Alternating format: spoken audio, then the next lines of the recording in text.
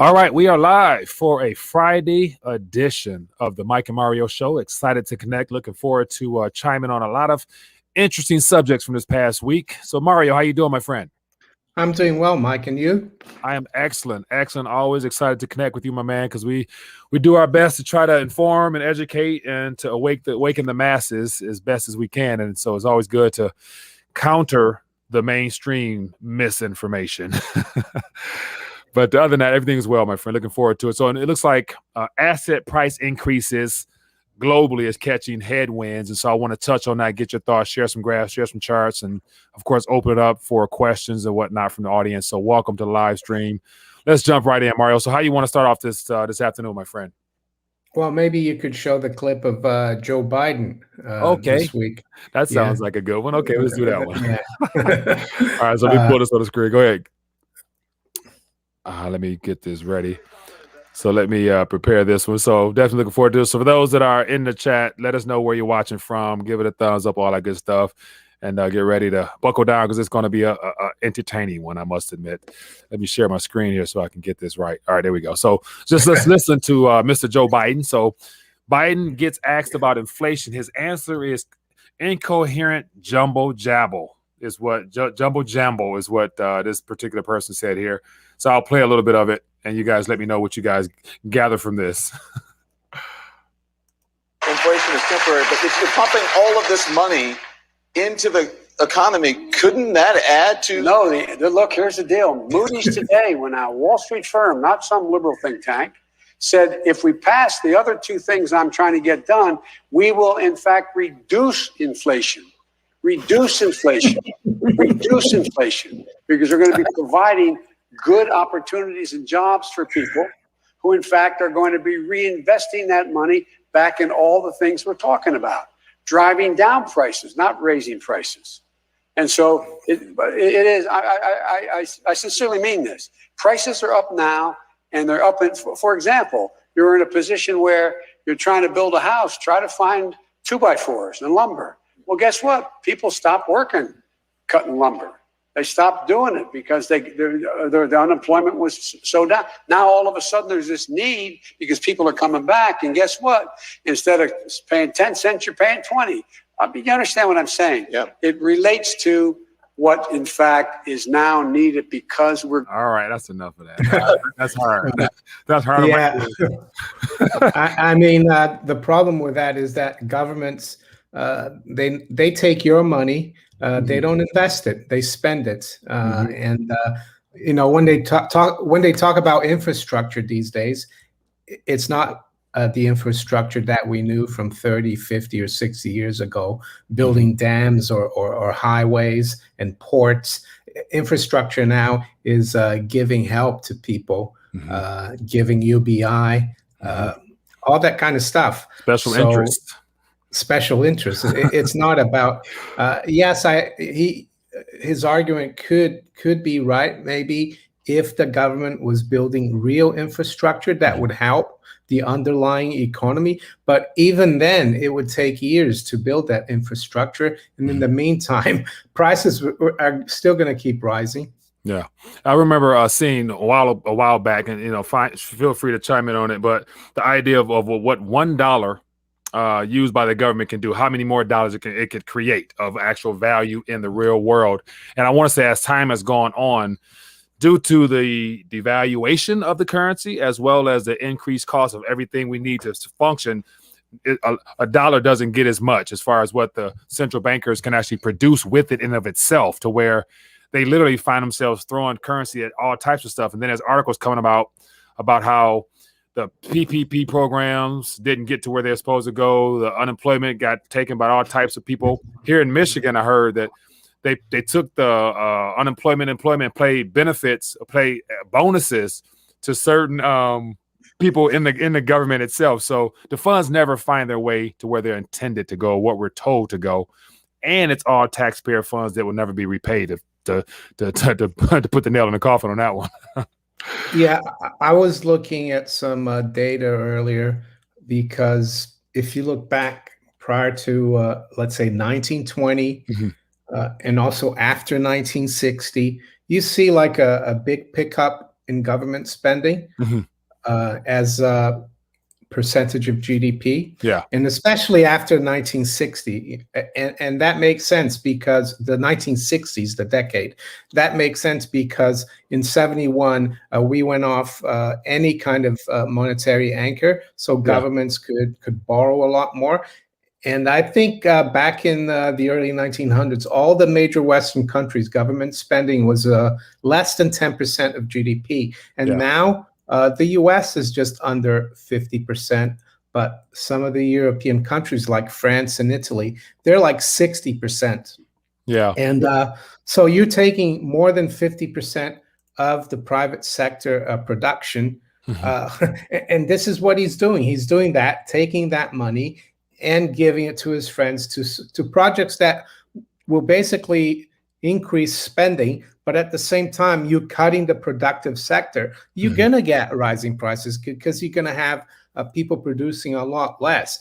What we need to do, and unfortunately, these people are not going to do it, be they Democrats, Republicans, Conservative, or Tory in the UK, or Labour, or whatever, or Macron, or left-wingers in France. They're going to keep spending, but what we need to do is cut the size of government. We need to go back to like a single-digit percentage of GDP that would free up the private sector. And also, if we were to go back to normal interest rates, the other thing I was looking at, for example, in Italy, over 20% of adults are retired. But with rates at negative in the EU, they can't get any income.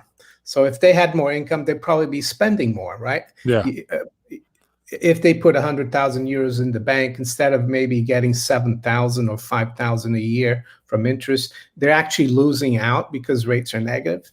Yeah. So this is going to do is going to create even more inflation. It's going to decrease the purchasing power of the dollar. And maybe you want to show that guy in the real world who runs a business, who's seeing the price increases and sees even more coming, which is pretty scary when I read that article. Yeah. So this article here is from FEE, Foundation of Economic Education, and it's a grocery store CEO, and it says grocery prices could rise 10 to 14% by October. Grocery chain CEO warns. And so just when you have people, as you mentioned, out in the real world confessing and admitting to the fact that they're having issues on their side, running a functional business that allows them to be profitable, to also provide their goods and services at an affordable rate, it's no longer possible. And so because of their costs, they're forced to pass those on to the average Joe and Jane, which happens to be Main Street. So as I was mentioning before, it's that disconnect between Main Street and Wall Street, because we're sold that everything is good, but Main Street is not necessarily experiencing the same level of prosperity that Wall Street is. So just the title alone lets you know what's possible. And this is real percentages based upon a real individual servicing real goods to the people. I saw that he thinks the CPI actually is going to hit 6% there by October, which is so it says social Americans should react to a 6% rise in consumer prices just as ferociously as they would react to having their salary cut. It's essentially the same thing. It's like a tax as well, isn't it? It's a hidden tax. Yeah. So that's the idea, that asset prices, consumer goods, and so I remember talking about this for quite some time, and you do as well, about how we always paid attention to the more favorable assets, your equity, your home, things like that. And also, I'm curious to get your thoughts on the possibility of mortgage rates, trending down even further, because I was listening to a commentator talking about how that's a likelihood just to continue to stimulate more growth. So I'm not sure how that's going to play in with the debt market, but I'm curious to get your thoughts on that. But what was my point? I forgot. I lost my train of thought. Mortgage rates. They're usually set by looking at they're set off the U.S. Treasury yields. Yeah. So U.S. Treasury yields have gone down quite a bit in the last few months. I think the 30-year was around 220 or something, and now it's below 2%. A Yeah. lot of mortgage rates are set off the 30-year yield. Yeah. So mortgage rates will follow lower. They've already fallen. So it's debatable whether yields are going to keep going lower. Oh, sorry about that. That's all right. Yeah. Sorry. I mean, I find it hard to see yields go lower, but anything's possible. We've got a stock market that's trading at all-time highs as we speak. We've got, the Fed continuing to print money. ECB came out yesterday. They confirmed they're going to stay very accommodative. There is some friction there, but the majority of the ECB committee members are for more loose monetary policy. I think they're talking now beyond 2024 as a possibility of raising rates. So it's really crazy. But the thing is, they keep convincing investors that they're going to keep buying bonds so yields stay low. But that will all depend on treasury yields. If you see treasury yields picking back up, let's say the 30-year goes back above 2% and starts moving up quickly, then you could see mortgage rates go up. They follow treasury yields. The treasury yields are the benchmark. But this economy is in the US and Europe and in the UK, our economies are built on a mountain of credit. And the credit and the debt is getting so big that you can't allow interest rates to rise that much. So and that's that reason I asked that question was because based upon the long-term trajectory of bond yields, they're heading downward. And of course, in the EU region, there are some countries that actually are paying citizens to take out mortgages. And it's one of those things where could it happen in the US with the reserve currency? I don't know. This is all new territory for me. And so I'm open to hearing your thoughts and ideas, just because a lot of people, it would favor a lot of people, because we know this economy and the idea of owning a home is a part of the American dream and whatnot. So if it's unaffordable, then the dream is already, on pause or dead. But I would imagine it will be in their favor to make housing still affordable so people can go out, which will only accelerate the housing bubble and everything else. So it just basically prolongs the inevitable, but yet creating a lot more pain if they can sustain this. But I think the reverse repo market, because I've been trying to dive into that more, as I mentioned, I think last week, but the more I understand, the more I gather from that, is that its desire is designed to provide, the QE was initially designed to provide credit and liquidity for the credit market. But as that stuff is being sucked out on the macro scale, and I think I might have mentioned this last week, but isn't that also going to be an issue? Because as they're creating, they're also removing. So does it cancel each other out in a sense? Because they're still buying 120 billion a week, or month rather. Yeah, they're buying that from the U.S. They're buying treasuries and mortgage-backed securities through the secondary market, the Fed. All that does is keep rates low. It keeps it keeps treasury rates low. It keeps mortgage rate low. So mortgage rates stay low. People buy homes, and that leads to higher price of homes. And then people feel wealthier. They take out second mortgages, or they borrow on the back of their homes and they spend. So it does have an impact. I'm not into this, belief that more QE is deflationary. Far from it. QE, and especially this time around, from March last year, the reserve money that stays, or the reserves that stay within the Federal Reserve System and the banks, that's going straight out into non-financial institutions. That's why you're seeing M2 go up so much. And that's cash. That's real money for us, because only banks, governments, and foreign central banks can access reserves from the Fed.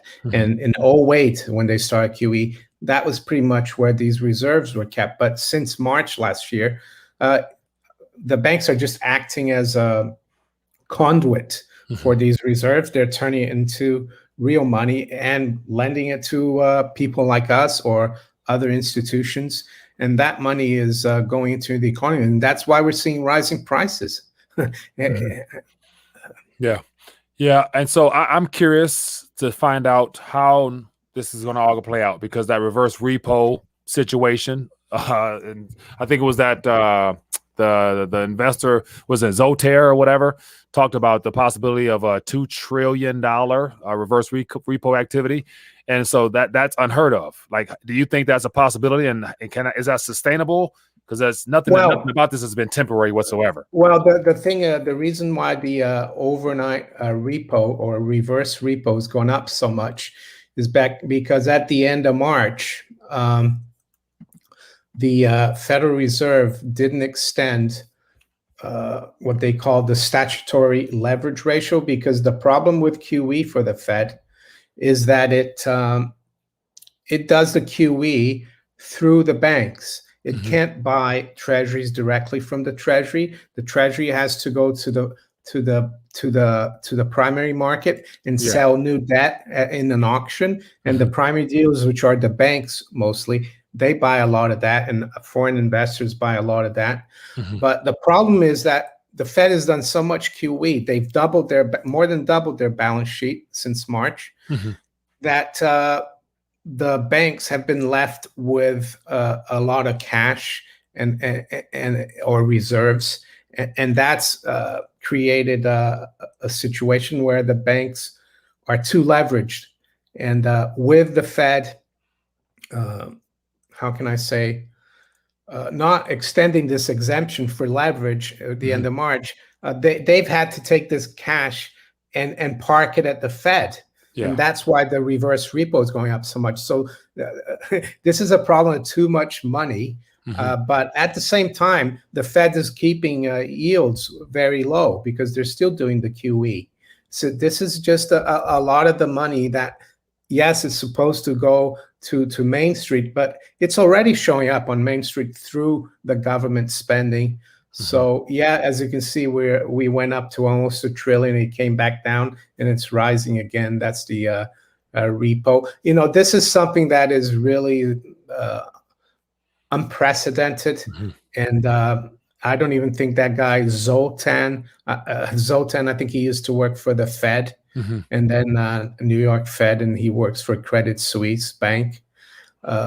Very few people know what the consequences of this is going to be. I would say that the Fed has created so much reserve, so much credit, so much money that it's going everywhere, and that's a symptom of it.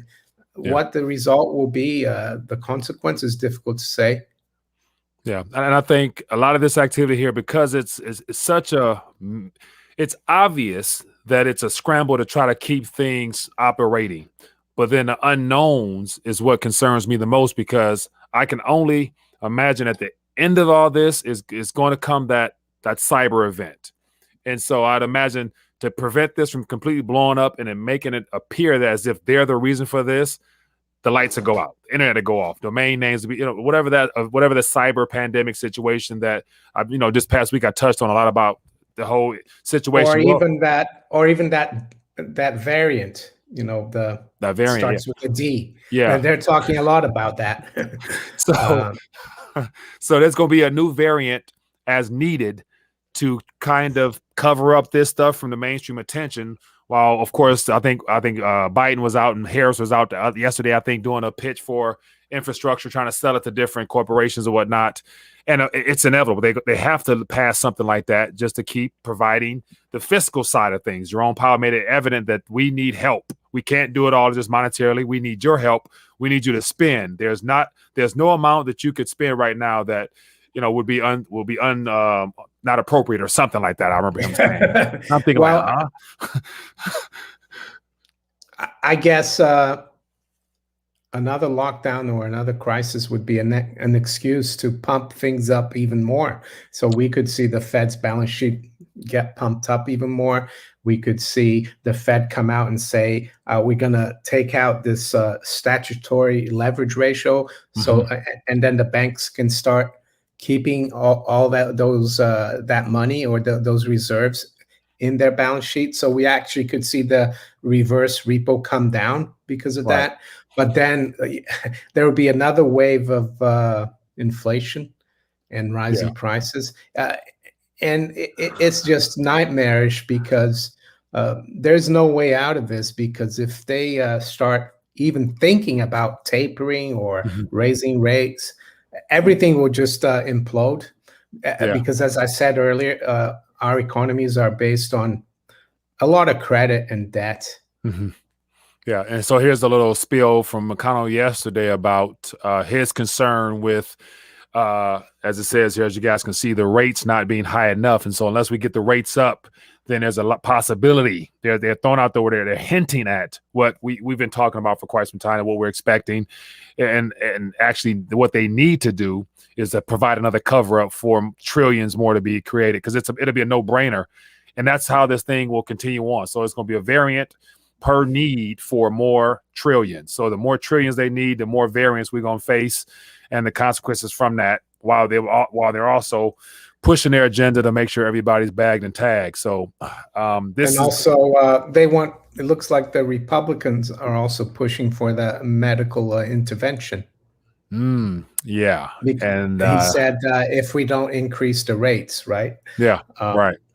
The other thing we don't know, like Rumsfeld would have said, unknown or whatever, but is that with all the medical interventions we've had in the last 6 or 9 months or whenever that started, you wonder what the side effect or also the reaction to the flu season that's coming up, you know, in the fall and winter. It could create a lot of problems because this medical intervention hasn't really been tested for that long. So things are really up in the air, I think. Yeah, I'll be willing to say it's never been fully tested in a real world environment ever.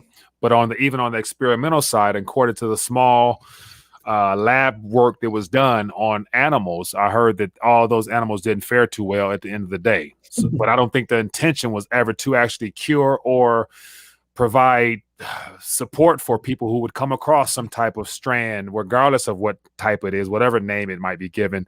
And I think that particular injection in itself is what they want to make sure they get out there for their own sinister purposes in regards to the global depopulation agenda. That's what this ultimately will lead to, unfortunately. So, but it is what it is. We are where we are. So now it's a matter of trying to, I guess, navigate these waters as best we can. And yeah, it is interesting, man. But we are streaming live. I forgot we are streaming live. So feel free to throw out a thought, a question, or anything like that, and we'll definitely try to touch on it and go from there. But I want to also make sure I touch on this article right here, because this is more of that de-dollarization undercover. But the former ECB chairman or president mentioned the need to now orderly change some things in regards to the current reserve currency status of the Federal Reserve note, aka the dollar.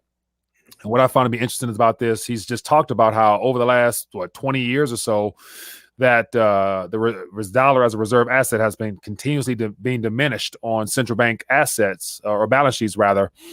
And he said it'd be too dangerous to do it all at once. So we need to really begin thinking about right now strategically how to dial back on the dollar and increase in other things, and even throughout ETFs. And I think he said something about stocks and things like that, which is like, okay, so at what point does the central banks get involved in the products and services that they offer to people to prop this thing up would be the next question. They're already getting involved in that in Japan. The ECB is buying corporate bonds. Even the Fed has bought ETFs last year. Yeah. So through the BlackRock program, what he talked about was that back in 2001, world central bank reserves 71% of it were US dollars. And now it's gone down to 59%, which is quite a relatively big drop, but it's been gradual. The euro reserves haven't gone up that much, 18% to 21%, but they haven't gone down.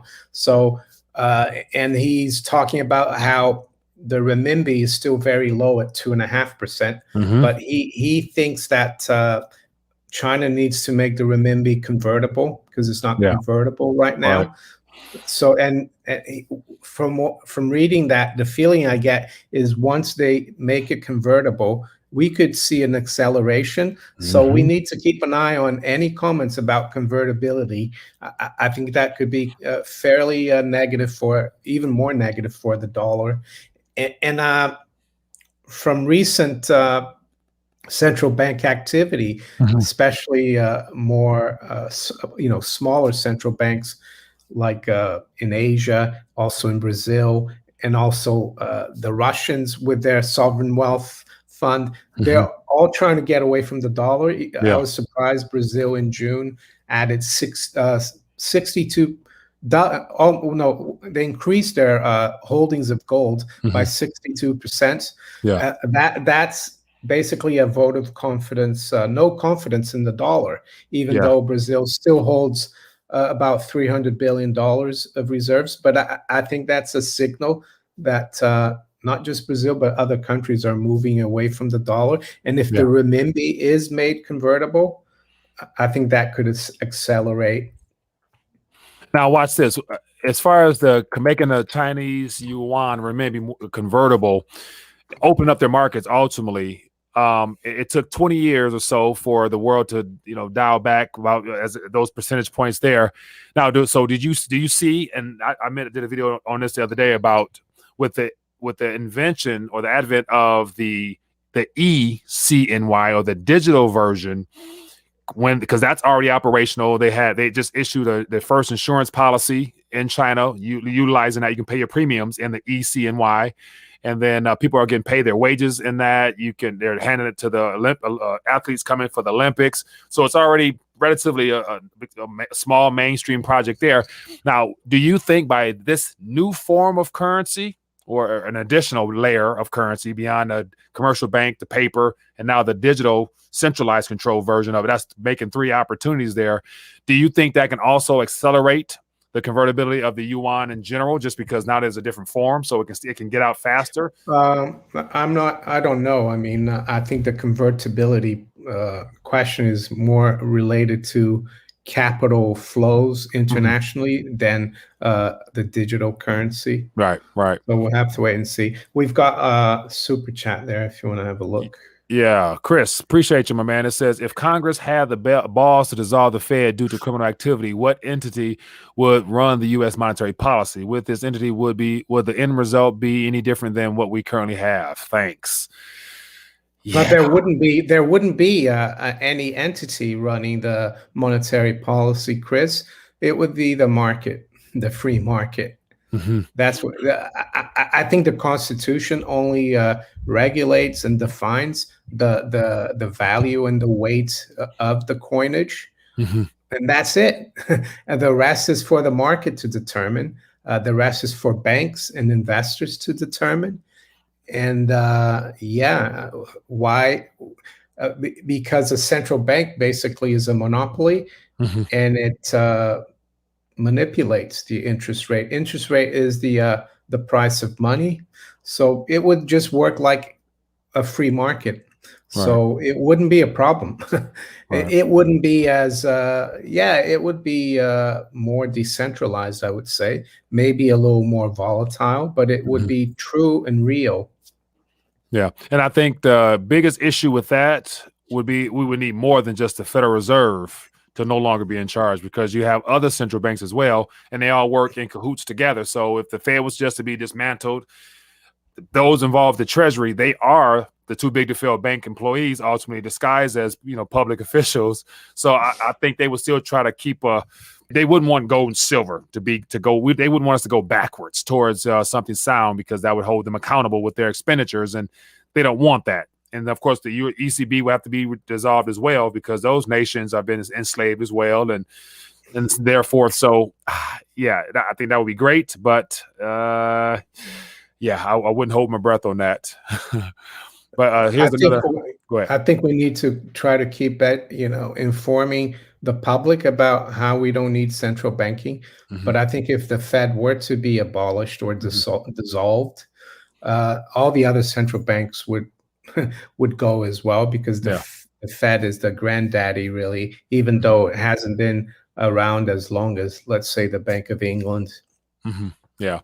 Now, here's another thought here from the Alternative. It says, how was U.S. monetary policy managed before the Fed came around? A little bit of a history. It wasn't. It wasn't. Yeah. It wasn't. It wasn't managed. The market did it. So let's give you an example.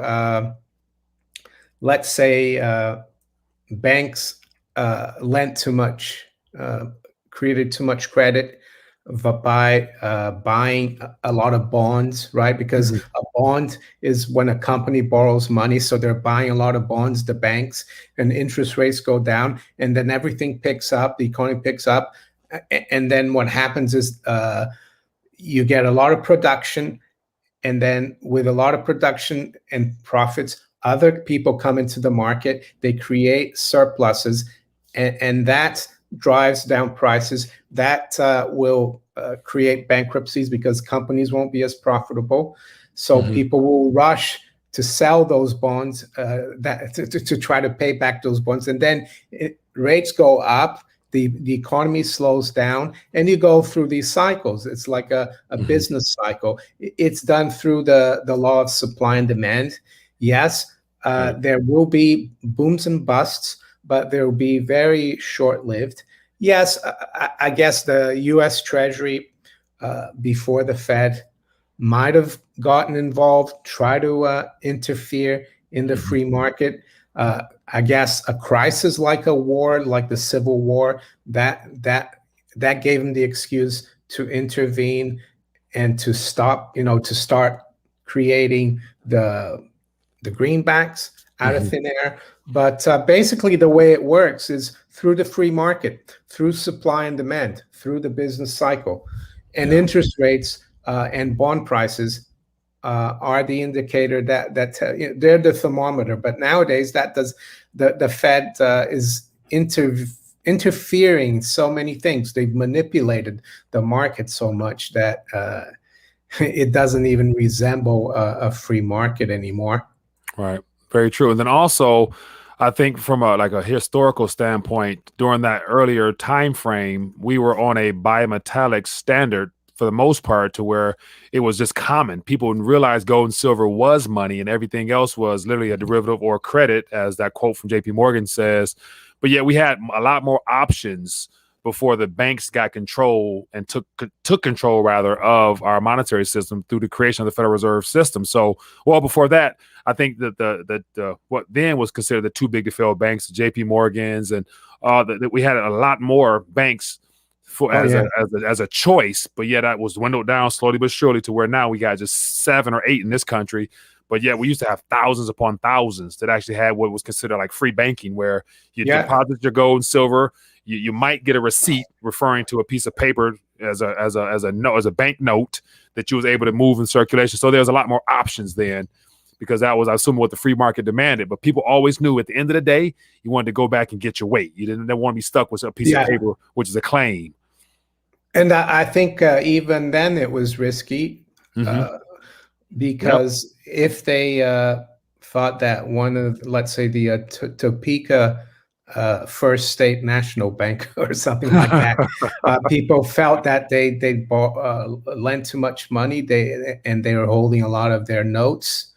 They would rush to get their gold out. There's people knew how to what things were doing. They had a feeling for the markets. Nowadays it's very hard, because it's all the only people that know what's going on are the too big to fail banks, because they're connected to the Federal Reserve. Right. They get a nod. In Europe, it's the same thing. I heard a story of a a big hedge fund manager here in London. I'm not going to give names because one of my colleagues used to do a lot of business for this hedge fund. And we heard stories that this guy would travel to Frankfurt to meet the ECB. So why would a hedge fund manager need to meet the ECB? Well, because the ECB at the time was trying to keep, it was during the European sovereign debt crisis. They wanted to keep interest rates low. So if they could give a nod to the hedge fund groups to buy futures that keep these rates low, that would help. And what would the hedge funds get in return? Well, they make big profits because they knew they were following the ECB policy. It was a win-win, front running. So, but if you didn't have central banks, it's harder to manipulate. It's harder to for people to get inside information and all that. Yeah. I got a super chat here. I'll touch on this in 1 second, but to piggyback more on just the historical journey that led to us having essentially controlled monetary corporations, the banking crises was this primary thing that was sold to the American public, especially the need for a single source to control and alleviate these contractions of credit during the boom and bust cycles. Because the banks would extend a lot of credit, then they'll call those debts in, creating more of a credit squeeze or a credit crunch. And so every looks like 7 to 11 years, there was a banking panic in the U.S. And of course, that led to the further power grab of banks as they would literally loot farmers, take property as a way of making calling in some of those loans. But I think prior to, we got the 1901, 1907, and that's when the whole Jekyll Island situation came about. And from that was the Nelson Aldrich plan, which turned into the Federal Reserve Act. And that was all disguised to alleviate banking panics. And so once again, after the Great Depression, that's when we had our last official one, because the rest were all Federal Reserve induced. Yeah, I would say the Great Depression was several, Federal Reserve induced as well. Yeah. So, this is our history, man, of how our country was hijacked. Basically, the banking sector caused the problems, and then they came in with the solution. Let's just centrally control under one entity, spread out 12 banks. And I think, a lot of people back in the 1800s, a lot of people didn't even have bank accounts. You didn't need bank accounts. This idea that everyone needs a bank account is like very modern. A lot of people just kept their money. They kept their silver coins or gold coins. Yeah. So, and to speak to that further, I remember when I was younger, like my grandmother was telling me how she just didn't trust banks. Like it was just one of the things where most people, I guess, in the South didn't have, much to really lose anyway. But it was like whatever you did have, you kept it in your own hands because you couldn't trust the banks.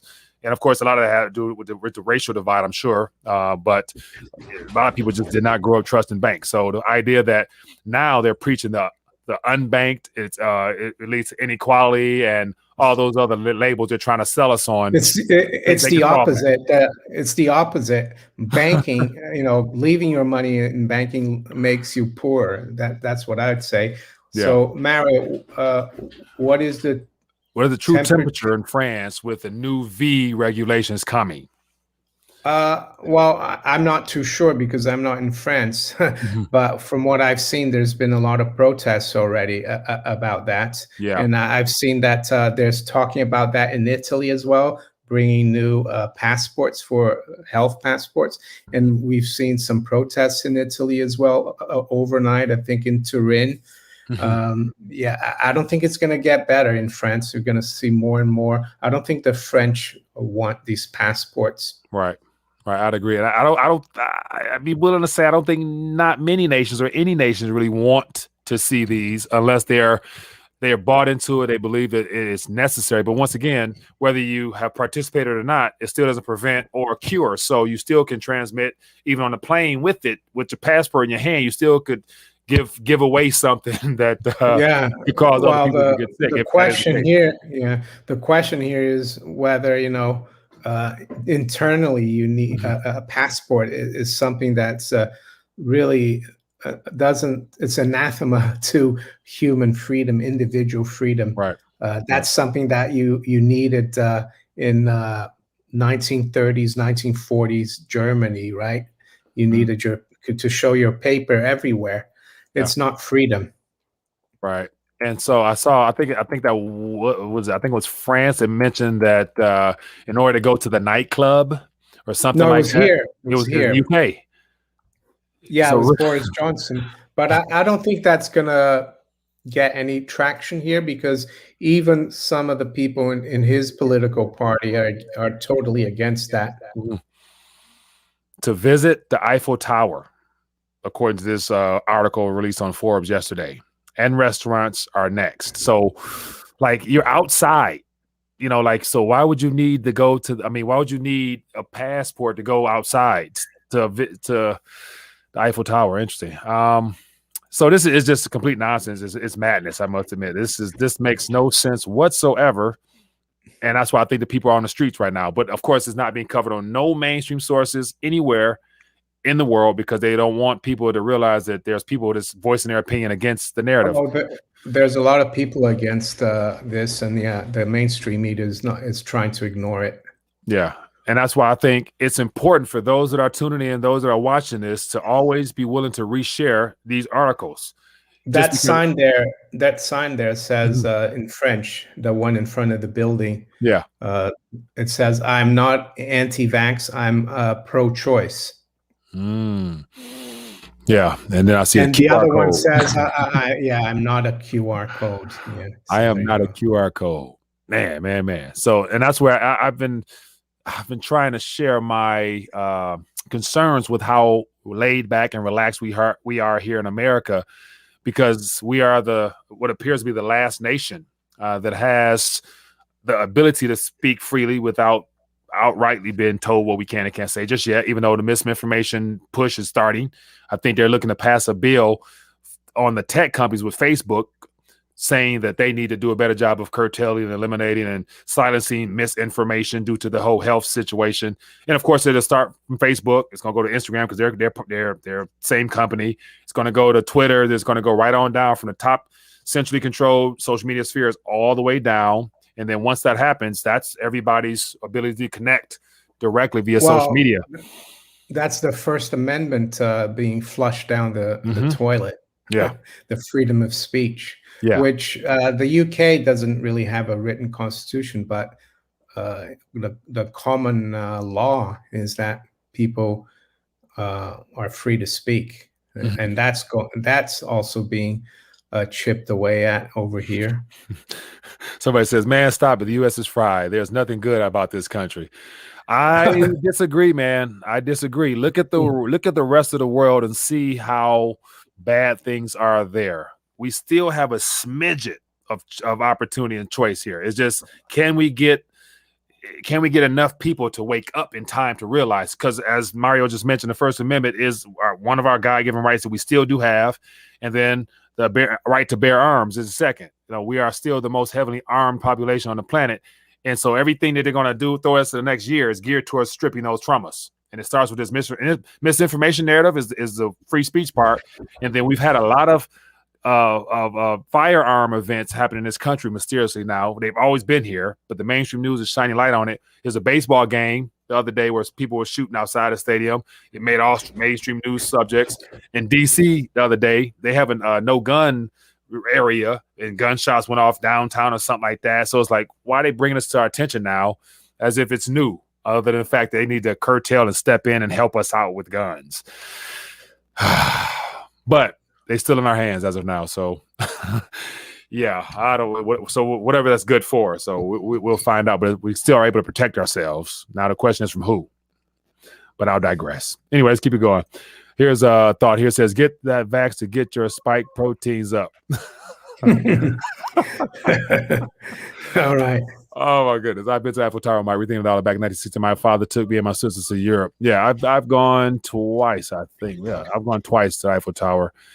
And not much to see, really. I had to. You got to pay extra. You got to pay extra to go to the peak to take the dang elevator. I was like, well, I want to go up there. I don't really care. But anyway, it's fun. All right, let's keep it moving. All right, so all right, what else you want to talk about, man? We've been going about 44 minutes, having a good time as always. Always stuff to cover, man.